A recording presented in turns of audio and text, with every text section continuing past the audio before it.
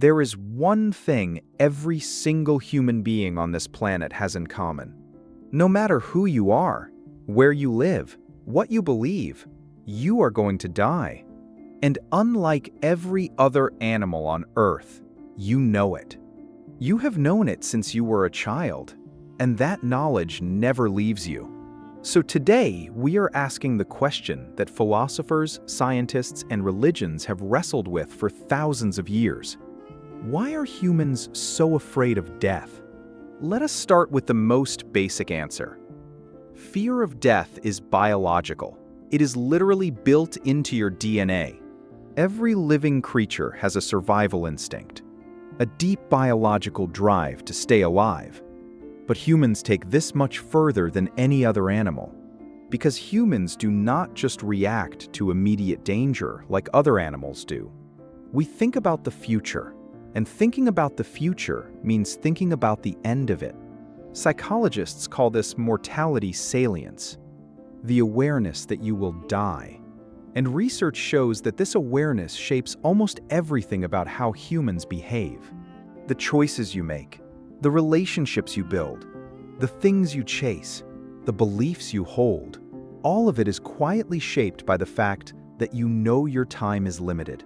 In 1986, 3 psychologists named Jeff Greenberg, Sheldon Solomon, and Tom Pyszczynski developed a theory called terror management theory. The theory says that human civilization itself was built largely as a response to the fear of death. Religion, art, legacy, culture, laws, monuments, all of these things give humans a sense of symbolic immortality, a way of existing beyond their physical death. Think about it. Why do humans write books, build statues, have children, create art that lasts centuries? Part of the answer, according to terror management theory, is that we are all quietly trying to leave something behind. Something that says, we were here. Now here is where it gets psychologically fascinating. When researchers remind people of their own death, something very predictable happens. They become more defensive of their beliefs, more hostile to people who think differently, and more likely to seek comfort in familiar things. In other words, being reminded of death makes humans more tribal, more divided, and more resistant to change. Researchers believe this is why existential anxiety and social conflict often rise together. Fear of death does not just affect individuals, it shapes entire societies. But here is the other side of this. Not everyone responds to the fear of death with anxiety. Some people respond with meaning. Psychologists call this post-traumatic growth. The idea that confronting your own mortality can actually make you live better.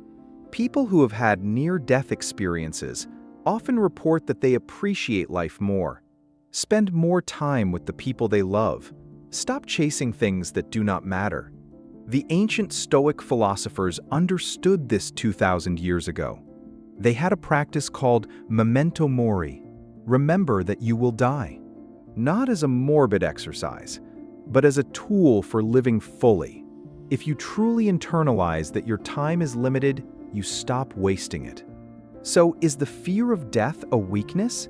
Or is it actually the engine behind almost everything meaningful humans have ever done?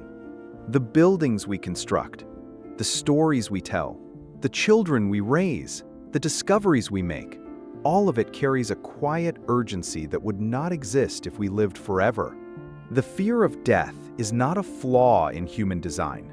It is the feature that makes human life matter. So the next time the thought of death makes you uncomfortable, remember that discomfort is not weakness. It is what has been driving human progress for 200,000 years. If this made you think, subscribe, because next week we are asking another question you have probably never let yourself answer. What would you do if you knew exactly when you were going to die?